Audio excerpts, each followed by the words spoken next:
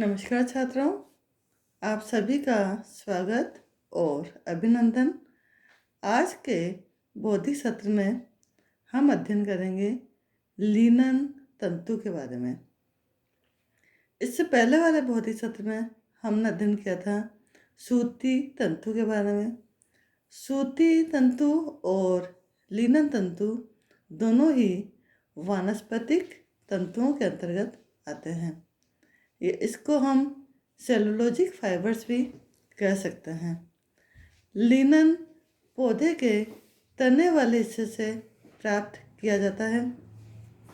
यह इसके द्वारा सुंदर, आकर्षक, टिकाऊ, मजबूत और कोमल वस्त्र बनाए जाते हैं। लिनन का रेशा फ्लेक्स नामक पौधे के तने से प्राप्त किया जाता है।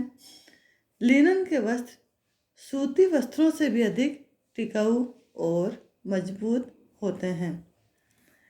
प्राचीन काल से ही लिनन से वस्त्र बनाए जाते रहे हैं, इसलिए लिनन वस्त्र का निर्माण कला एक प्राचीन कला है। प्राचीन समय में लिनन को शान और शौकत का प्रतीक माना जाता था। प्राचीन समय में महाराजा, शाही घराने के लोग, रानियों, महारानियों आदि के वस्त्र लिनन के ही बने होते थे और उनके ऊपर सोने चांदी से काम होता था। ऐसा माना जाता है सबसे पहले वस्त्र निर्माण का कार्य फ्लेक्स नामक पौधे से प्राप्त रेशे से ही हुआ था। मिस्र देश में लिनन के सुंदर वस्त्र बनाए जाते थे। मिस्रवासी इसे शांति एवं पवित्रता का सूचक मानते थे, अतः इसका प्रयोग वे अपने पूजा घर के पर्दे, चादर, वस्त्र आदि में करते थे। वहाँ लिनन से इतने सुंदर, आकर्षक, बारीक, कोमल एवं उत्कृष्ट वस्त्र बनाए थे जैसा आज तक नहीं बनाया जा सका। अब हम पढ़ेंगे लिनन की खेती के बारे में। लिनन के रेशे फ्लेक्स नाम के पौधे के तने से प्राप्त किया जाता है। ये पौधा वार्षिक होता है। इसका वानस्पतिक नाम लिनम यूसिटेटिशियम है। लिनन की खेती मुख्यतः दो उद्देश्य से की जाती है: बीज प्राप्त करना और रेशे प्राप्त करना। बीज प्राप्त करने के इसमें है कई देशों और स्थानों पर लिनन की खेती केवल बीज प्राप्त करने के उद्देश्य से की जाती है। इसके बीज अत्यंत उपयोगी होते हैं। इसके लिए फसल को अधिक पकाया जाता है। इनके बीज से linseed oil, paint, varnish, polish, चिकने कपड़े, कृत्रिम चमड़े आदि बनाए जाते हैं। तने का कठोर भाग जानवरों के चारे के रूप में उपयोग होता है। कनाडा, भारत आदि देशों में बीज उत्पादन हेतु लिनन की खेती की जाती है। पुनः फसल प्राप्त करने के लिए इसके कुछ बीज रख लिए जाते हैं। रेशे प्राप्त करना। लिनन के पौधे मुख्यतः दो किस्म के होते हैं: नीले फूल वाले और सफ़ेद फूल वाले। नीले फूल वाले लिनन से उत्तम कोटि के अत्यधिक सुंदर और बारीक रेशे प्राप्त होते हैं, जबकि सफ़ेद फूल वाले लिनन से निम्न श्रेणी का खुरदरा, मोटा, रुक्ष परंतु मजबूत रेशा प्राप्त होता है। लिनन की उत्तम खेती के लिए निम्न बातें आवश्यक है। इसमें हम पढ़ेंगे जलवायु, मिट्टी, पानी, बुआई और पौधे की देखरेख के बारे में। सबसे पहले हम आते हैं जलवायु। लिनन की उत्तम खेती के लिए समशीतोष्ण, नम, आर्द्र जलवायु की आवश्यकता पड़ती है। मिट्टी, इसके लिए भुरभुरी एवं गहरी उपजाऊ भूमि आवश्यक है। भूमि को अच्छी प्रकार से जोतकर खेती लायक बनाया जाता है। पानी, साफ एवं मृदु पानी की आवश्यकता होती है। यदि कठोर पानी प्रयोग में लाया जाए तो रेशे का रंग और गुण प्रभावित होता है। नेक्स्ट है बुआई। फ्लेक्स के बीज की बुआई अच्छी प्रकार से जोते गए जमीन में अप्रैल और मई माह में की जाती है। अगस्त में फसल पककर तैयार हो जाती है। पौधे की देखरेख। लिनन के पौधे काफ़ी नाजुक होते हैं, अतः इसकी देखरेख अत्यंत सावधानीपूर्वक की जाती है। जरा सी लापरवाही अथवा भूल से रेशे का व्यर्थ हो जाने का भय रहता है। लिनन का पौधा 30 से 40 इंच तक का होता है। जब इसके पौधे 5 से 6 इंच लंबे हो जाते हैं तो इसकी सोहनी या निराई की जाती है। सोहनी का अर्थ है कि पौधे के आसपास जो अनावश्यक घास आदि होती है उसको हाथ से खींचकर बाहर निकालना। इसका पौधा बिल्कुल सीधा होता है और अंत में पतला होता हुआ नुकीला हो जाता है। अतः इस बात का विशेष ध्यान रखना चाहिए कि पौधे में शाखाएं न फूटने पाए। शाखाएं फूटने से रेशा बेकार हो जाता है। इसलिए हमें कोशिश यही रखनी है कि इसका पौधा सीधे लंबाई में ही वृद्धि करे। रेशों की गुणवत्ता लिनन के किस्म, मिट्टी, जलवायु आदि पर निर्भर करती है। यदि मिट्टी, जलवायु, पानी अनुपयुक्त होगा, यानी जैसा चाहिए वैसा नहीं होगा, तो इसके तंतु हैं वो पतले और निम्न श्रेणी के तथा कम मजबूत प्राप्त होंगे। इसलिए विशेष ध्यान रखें। अब है पढ़ेंगे हम लिनन वस्त्र का उत्पादन। फर्स्ट इसमें है फसल को उखाड़ना। लिनन के बीज अप्रैल मई माह में बोए जाते हैं, जो 3 महीने पश्चात यानी अगस्त माह तक पक कर तैयार हो जाते हैं।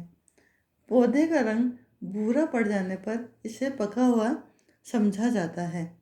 इसके तने को काटा नहीं जाता, बल्कि जड़ सहित सावधानीपूर्वक उखाड़ लिया जाता है। तने काटने से रेशे की गुणवत्ता एवं प्राकृतिक रंग पर प्रतिकूल प्रभाव पड़ता है, क्योंकि पौधे में एक तरल रस पाया जाता है जिसे हम सेल्फसेप कहते हैं।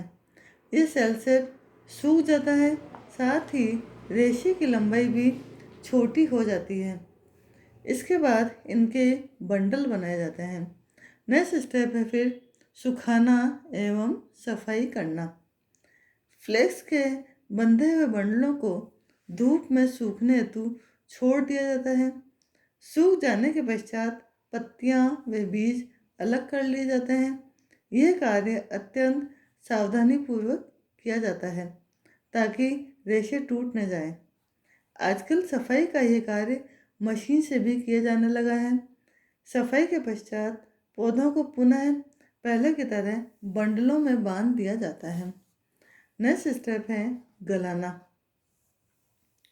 स्वच्छ किए हुए फ्लेक्स के बंडलों को गलने हेतु छोड़ दिया जाता है ताकि पौधे के ऊपरी छाल गलकर मुलायम हो जाए। साथ ही रेशों को आपस में बांधने वाले पदार्थ जैसे पेक्टिन, मोम, गोंद ये भी गलकर ढीले हो जाएं। पौधों को गलाने की कई विधियां हैं। पानी के द्वारा गलाना, ओस के द्वारा गलाना, रासायनिक विधि के द्वारा गलाना और यांत्रिक विधि के द्वारा गलाना। हम फर्स्ट पढ़ेंगे पानी के द्वारा गलाना।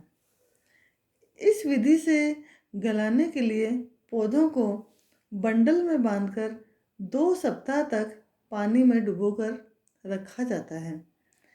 पौधे पानी में पूरी तरह से डूबे रहें, इसके लिए बंडल के ऊपर कुछ वजन रख दिया जाता है, या तो पत्थर या कुछ भी भारी वजन इसके ऊपर डाल दिया जाता है। पानी की गति को रोकने के लिए मेड़ बना दी जाती है।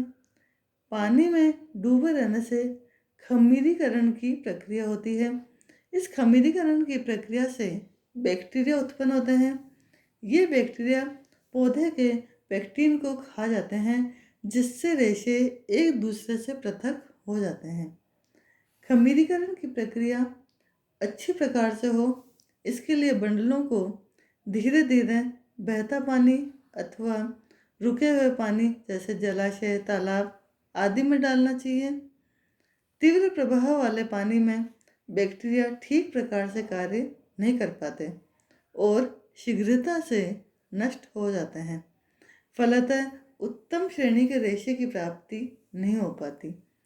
आवश्यकता से अधिक यदि गल जाएं तो ये रेशे कमज़ोर पड़ जाते हैं। इसलिए गलाते समय विशेष सावधानी रखें, न तो ये कम गलें और न ही अधिक गलने चाहिए। नेक्स्ट इसमें ओस के द्वारा गलाना। कई देशों में जहाँ अधिक ओस और ठंड पड़ती है, वहाँ पौधों को गलाने की प्रक्रिया ओस में रखकर की जाती है। पौधों को घास पर बिछाकर लगभग 3 सप्ताह तक रखा जाता है। रात में ओस पड़ने से नमी और दिन में सूर्य के प्रकाश से गर्मी मिलती है। इस नमी, गर्मी और वर्षा के कारणों से पौधे में खमीरीकरण की प्रक्रिया प्रारंभ हो जाती है। खमीरीकरण से इसकी ऊपरी छाल मुलायम हो जाती है तथा रेशे तने से अलग हो जाते हैं। ओस से गलाने हेतु पौधों को बार बार उलटते पुलटते रहना पड़ता है ताकि सभी पौधे पर समान रूप से नमी और गर्मी का प्रभाव पड़े। नेक्स्ट विधि है रासायनिक विधि के द्वारा गलाना। लिनन को रासायनिक विधि से भी गलाने की प्रक्रिया की जाती है। इस प्रक्रिया में कम समय में ही तने के छाल और पदार्थों को जोड़ने वाले तत्व विकसित होकर गल जाते हैं। इसके लिए सोडा ऐश, ऑक्जेलिक एसिड और कास्टिक सोडे को गर्म पानी में डाला जाता है।